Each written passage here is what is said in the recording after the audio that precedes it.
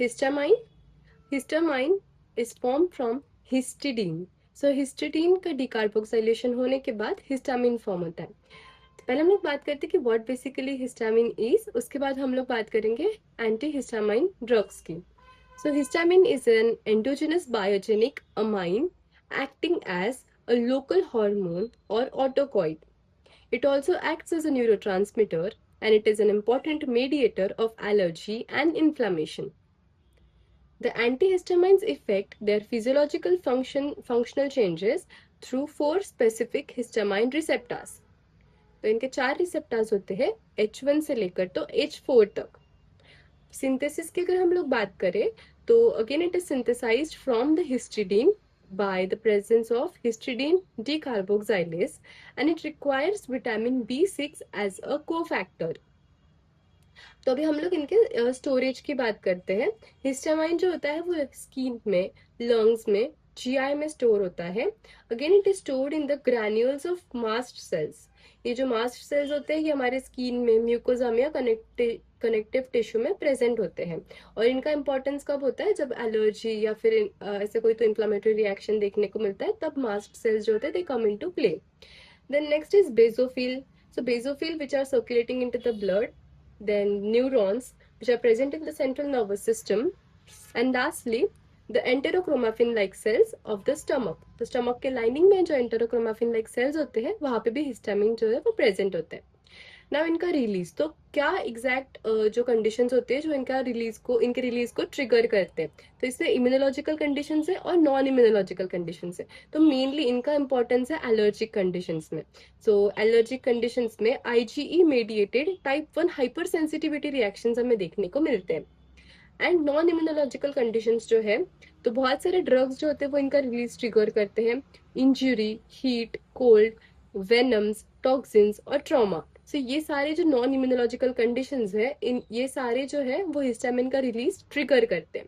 अब इनका मेटाबॉलिज्म कहाँ होता है, तो मेजरली 3 ऑर्गन्स इन्वॉल्व है, लीवर, किडनी और intestine. And after the release, it exerts its effect by binding to the various types of histamine receptors. तो ये जो हिस्टामाइन होते हैं ये अलग अलग हिस्टामाइन रिसेप्टर्स जो हमारे बॉडी पे प्रेजेंट होते हैं उनके ऊपर बाइंड होकर अपना एक्शन जो है वो एक्सर्ट करते हैं। तो histamine receptors and there mechanism. So H1 receptor, H1 receptors जो है वो प्रेजेंट होते हैं वेस्कुलर एंडोथेलियल सेल्स के ऊपर, स्मूथ मसल सेल्स के ऊपर, ब्रेन और पेरिफेरल नर्व एंडिंग्स पर। इसके इफेक्ट्स क्या होते हैं, तो वेस्कुलर एंडोथेलियल सेल्स पर ये जब प्रेजेंट होते हैं तो ये उनके स्टिमुलेशन के बाद वो जो वेसल्स होते हैं उनको वो डायलेट कर देते हैं और डायलेटेशन की वजह से वहां पे इडिमा कॉज होता है। Then it also causes vasodilation which decreases the blood pressure. It causes bronchoconstriction and therefore it causes wheezing in the allergic asthma. Next is it promotes wakefulness and appetite suppression. Nerve endings पे जब वो present होते हैं और वहां पे अगर उनका स्टिमुलेशन हुआ तो it produces pain and itching sensation. अब इनका क्लिनिकल रोल जो है वो उनका क्लिनिकल इंपॉर्टेंस है कि they are present in allergy, anaphylaxis and urticaria. Now H2 receptors की अगर हम बात करें तो ये स्पेसिफिकली जो पेप्टिक अल्सर डिजीज है वहां पे इनका मेन इंपॉर्टेंस आता है। तो इनका लोकेशन है gastric parietal cells and heart. इनका एक्शन क्या है, it increases the gastric acid secretion, it also causes mild vasodilatation and it increases the heart rate and the force. Then the clinical role, peptic ulcer disease.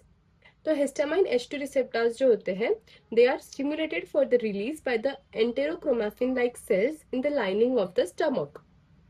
और फिर उसके बाद वो उनका जैसे रिलीज होता है हिस्टामाइन का तो वो वहां पे साइक्लिक एएमपी करके जो एंजाइम होता है, जो प्रोटीन होता है, उसके लेवल्स को बढ़ा देते हैं जिससे कि जो H+K+ जो पंप होता है वो उसकी एक्टिविटी स्टिमुलेट होती है, जिससे कि जो प्रोटॉन्स होते हैं या जो H+ होता है वो गैस्ट्रिक ल्यूमेन में सिक्रीट होता है और K+ जो होता है वो अंदर सेल्स में आता है। तो इससे वहां पे जो एसिडिटी है वो बढ़ती है। Now H3 receptors, H3 receptors की लोकेशन है सेंट्रल नर्वस सिस्टम के प्री सिनेप्टिक न्यूरॉन्स। यहाँ पे इनका काम क्या होता है, it inhibits the release of histamine and other neurotransmitters. Its role is in the sleep wake cycle and cognition. Then H4 receptors, H4 receptors का लोकेशन है इम्यून सेल्स जैसे इओसिनोफिल्स एंड मास्ट सेल्स। इनका action होता है chemotaxis and immune modulation.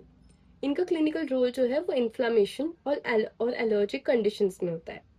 Then physiological actions, so action on the cardiovascular system, it causes dilatation जिससे कि जो BP होता है ब्लड प्रेशर वो कम होता है। देन इंक्रीज कैपिलरी परमेबिलिटी, उसके वजह से इडिमा कॉज होता है। Next is the respiratory system, bronchioles के ऊपर प्रेजेंट होते हैं ये और वहाँ पे ये ब्रोंको कंस्ट्रिक्शन कॉज करते हैं which is important in the conditions of asthma and allergy.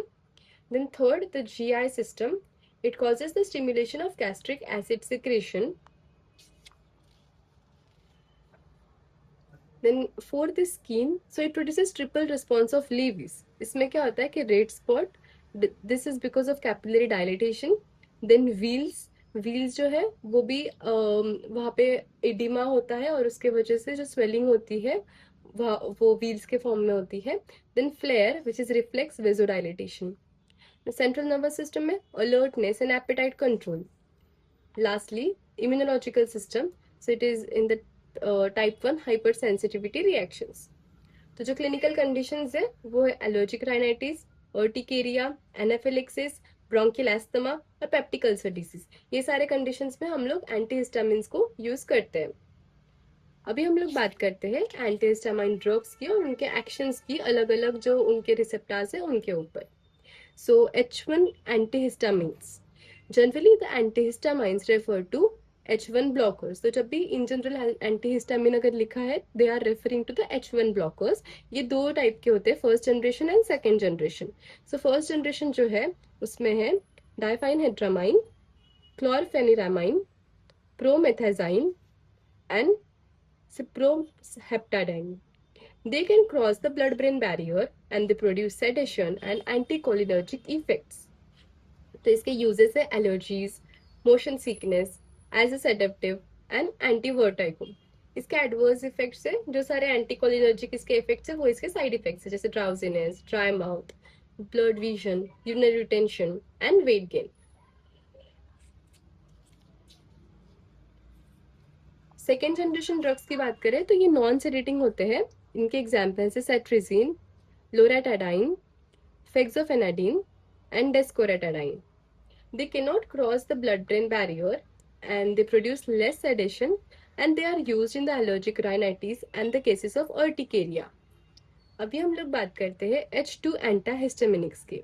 इसके एग्जाम्पल्स है cimetidine, ranitidine, famotidine and nizatidine. They are generally safe and the cimetidine may cause hormonal imbalance. Its action is by reducing the gastric secretion and therefore it is useful in the peptic ulcers and GERD.